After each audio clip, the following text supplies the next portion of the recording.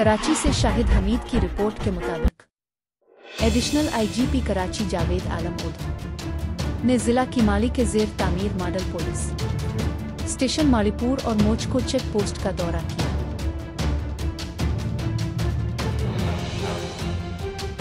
इस मौके पर डीआईजी साउथ, एसएसपी कीमाली और दीगर अफसरान मौजूद थे।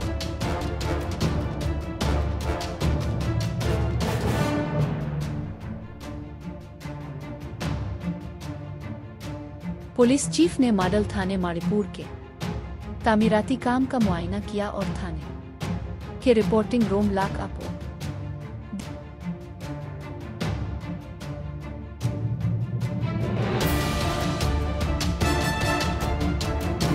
दीगर रूम्स का भी विजिट किया और मुनासिब हिदायत जारी की। बाद अज़ा मोचको चेक पोस्ट पहुंची और पुलिस अफसरान और मुलाजमान से मुलाकात की और ड्यूटी और स्नैप चेकिंग के हवाले से मुनासिब हिदायत जारी की।